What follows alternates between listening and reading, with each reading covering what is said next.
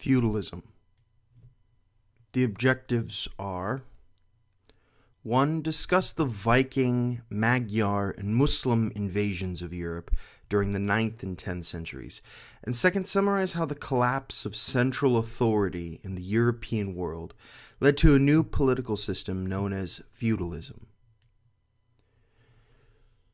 Now, once Charlemagne had established his kingdom, known as the Carolingian Empire, and things seemed a shift toward what the Roman Empire had once been.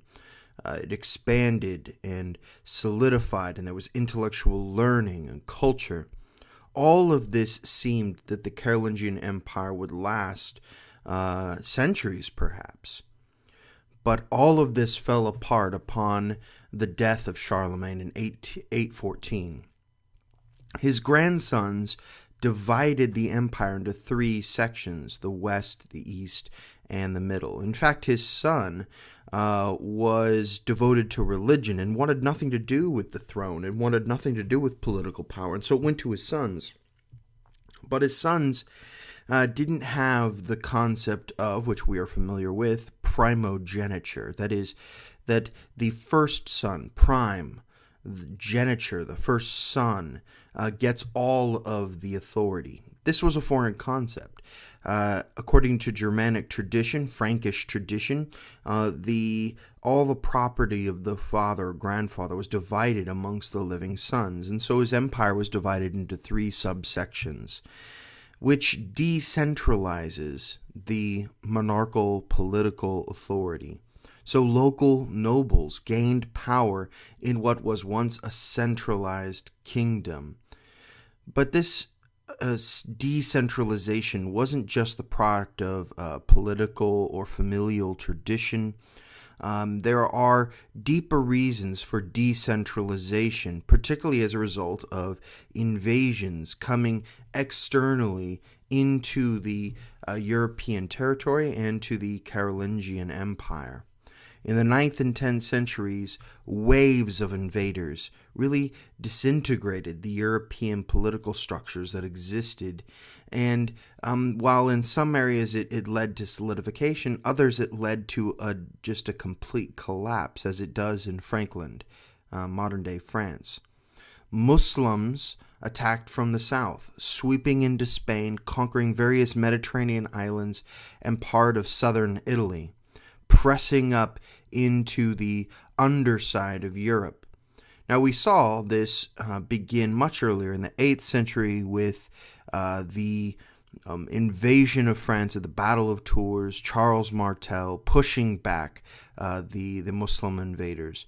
But these Muslims, often referred to as Saracens by the Europeans, were a major threat on that southern portion of the European continent. However, they were not the only invaders at the time. There were Magyars coming from the east. They were a people from Western Asia. They moved into Central Europe at the end of the 9th century and really put a lot of pressure on Western Europe. They are often not remembered as invaders, but were incredibly vicious in terms of putting pressure on French and German territories. And this led to really massive decentralization in Eastern Frankish kingdom, that eastern portion that was split off from what was the Carolingian unified empire. So we could see in this map then, they were settled in the Great Hungarian Plain, but are dispersed by more invasions and more migration patterns. As we could see that they just swept through various territories, putting a lot of pressure on different areas. You could see putting pressure on northern Greece, on Constantinople, that Byzantine Empire, putting pressure on Western Europe in general, Italy, all the way into France and Germany, really putting a lot of pressure and invasions on those territories. But the Magyars and the Moors, the Saracens, weren't the only really devastating invasions of the time. The most devastating invasion of the time was by the Norsemen of Scandinavia, often referred to as Vikings. So throughout the century, Vikings sacked villages and towns. They destroyed churches. They easily destroyed small armies. And the reason this occurred was that there was a population explosion. There was a warming trend that was occurring. And all of a sudden in the north, in Scandinavia, and surrounding territories, they had a population explosion. And not all the land could really support these people. And so they began to send out these warriors to find new territories, new lands. But it wasn't just that. They had a warrior culture and really driven by the need for exploration and conquest. And so we end up seeing a kind of a perfect storm at the time. Not only is Europe itself devastated by these invasions, but that the Norsemen find the perfect avenue by which they can manipulate the territories through their shock and awe techniques of battle and their new technologies that fit perfectly for Europe. So the Vikings were really master shipbuilders and sailors. They could fashion incredible ships that were long and narrow with arched prows, which would really allow for a twofold sort of navigation. One, it allowed the ships to sail in very shallow waters and was also seaworthy in the rough seas of the Atlantic. So both they could explore and go deep into the Atlantic Ocean, and they could also go upriver very deeply into the interior of Europe, which allows them to really attack places that people really thought were completely safe. I mean, if you could imagine, put yourself in the mind of the average person in Europe, in France or in Germany, and you're just going out to get water in the morning, and all of a sudden you see this ship with a dragon head on the prow coming through the morning fog. You might think it's the end of the world. You might think that it's the devil attacking. And in fact, many narratives and stories telling of the attacks of the Vikings depict just this. So the Vikings were very intimidating for the people of Europe at the time. The Vikings attacked into deep interior of Europe, including France, Germany, Eastern Europe, to the Black Sea, Russia, and to the Caspian Sea. And they, in fact, could make such deep incursions into the territory that they encountered Muslims in the northern parts of their empire. So they really used the waterways and their shipbuilding technologies to their advantage. So here on this map, we can see all the red lines are known routes by which Viking ships made incursions into Europe. Pretty much every waterway that could be used was used by the Vikings as they went up rivers and streams to go ahead and attack, which, of course, using these waterways was an easy way to retreat as well. They attack, they steal the gold. Particularly, they were fond of attacking monasteries because monasteries had money and coin, and they weren't Christians, so they had no fear of the Christian gods striking them dead or hitting them with a lightning bolt. And so these were some of the major trends that allowed them to just make deep incursions into France and into Spain through the Mediterranean. Or another map here will show us all three invasions at the same time. So the yellow lines here depict all of the Viking invasions coming out of Scandinavia, the Swedes, the Norwegians, the Danes, all pushing out, attacking Britain, Ireland, going all the way to Iceland. In fact, the Vikings even made it all the way to North America, to Spain, to all in Germany and France. But also you see Magyar invasions at the same time, pressing into Europe via the land routes, and then Muslims pushing up from the south. So this was a very chaotic time that really led to decentralization in some areas and centralization in different areas. Why? They needed to answer the call to these various invasions. How does one survive? Now, the trend that emerged that was really one answer was the development of feudalism. So the invasions attacks led to centralization of power in some areas and breakdowns in others. Now, feudalism itself is a breakdown in centralized authority. So we see centralized authority emerge in England, where England itself was already decentralized, and they turned to centralize, giving authority to a particular man, a king, and asking him to have authority for them and represent them. And so you see in England, as an example of centralization, their reaction to invasions from the Vikings was centralization. But the reality is that the English only had to deal with one invasion, whereas France, for example, had to deal with 3 invasions from the Spanish, the Magyars, and the Vikings, which, of course, to answer this, really led to very serious decentralization, a breakdown in authority, where you didn't have authority held within one king or one person, but was shared.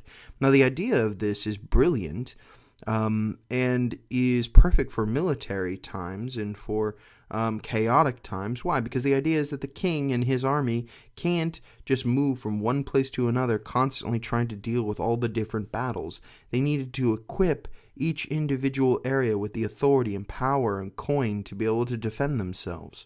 So for some, the attacks produced new political and social structures, a new political system called feudalism.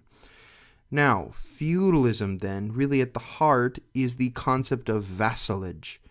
Now, vassalage is the idea of making a vassal. A vassal is a man who served a lord, a knight, a king in a military capacity. So the king might say, you know what, I really need some guys, some vassals, some knights to represent me and to battle in their own areas, their own territories. And so he would obligate people to take the oath of loyalty.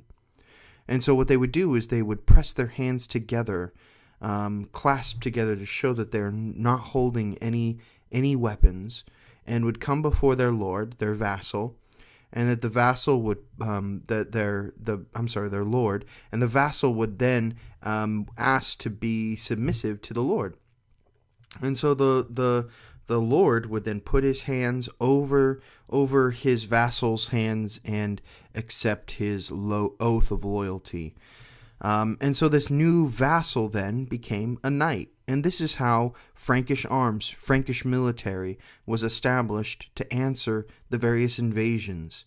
And so these people became knights. For 500 years, warfare in Europe would be dominated by heavy armored cavalry known as knights. And so these people wearing armor and carrying swords, we see this similar trend in Japan. But the idea of these warriors on horseback that would protect the people would, of course, be the central theme of the medieval period. Now, usually, horse armor or weapons could only be purchased by the wealthy. So obviously the wealthy are the ones who are knights. And wealth comes through land holding. Everything was about land and the production of animals and goods and crops. And so land was given to these vassals that would fight for the Lord. The Lord would say, I'll give you this parcel of land if you'll be my knight, and you'll fight for that territory and defend that territory. So it gave them a stake in the land, which, of course, makes them fight all the harder to protect their own land, their own stake, their own coin. Now, of course, part of this feudal obligation, this agreement, this oath, was a contract known as the feudal contract. It was the relationship that existed between the lord and vassal and was really made official by a public ceremony. And often the lord would give a grant of land, and they would plop a clod of dirt into the hand of the new knight. And this was called a fief.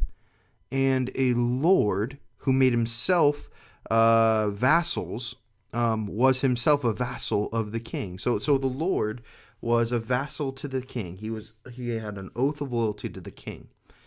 But that lord turned around and made other vassals of his own, made his own knights.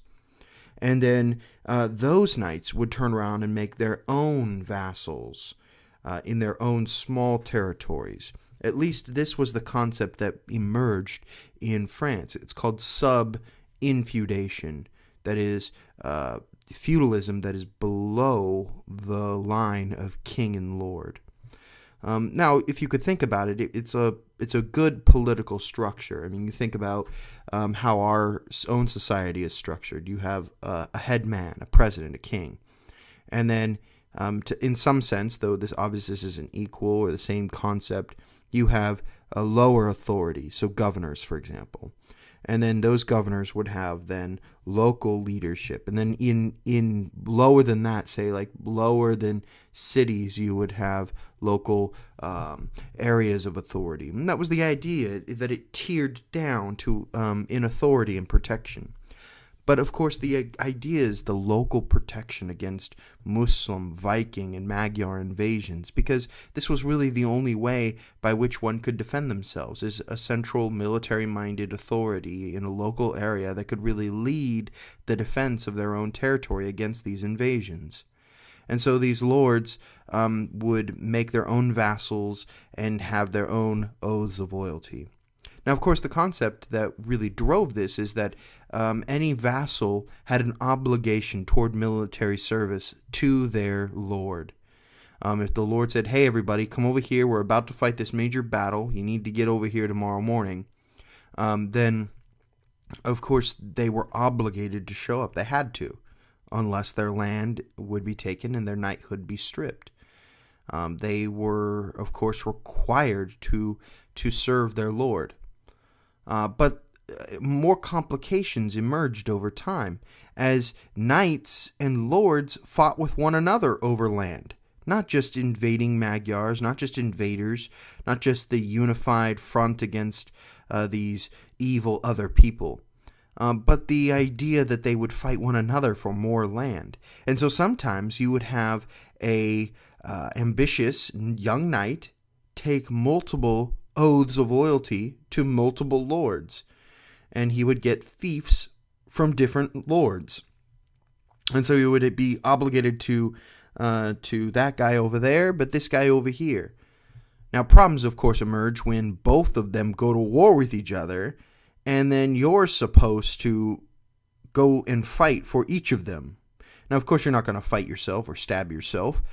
So multiple vassals and multiple lords began to emerge, and often enough the answer was just to show up and show your support, but not actually get in the battle. But this became a quite major trend, which just added a whole layer of complexity and decentralization in France. And we also see familial contracts, that often enough that these obligations and these oaths of loyalty would be from generation to generation, that over time a particular parcel of land remained in the family, and that oath of loyalty passed from father to son, father to son, father to son over time, which becomes a major trend in European history and in France in particular, which reinforced and solidified a particular nobility, a wealthy aristocracy, a particular set of knights that were seen as better than the rest on some level. And this is something that emerges in the psyche of Europeans.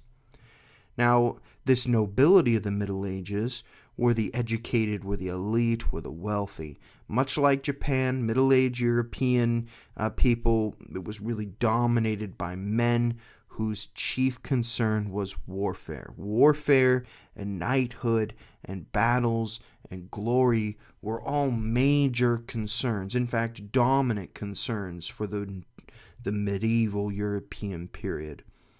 And training gave way to tests of knightly strength and became part of the cultural context and cultural ideas. And this is not something dissimilar from our own concepts. I mean, we have our own manly athletes who compete against each other in acts of violence, boxing or football or whatever it might be.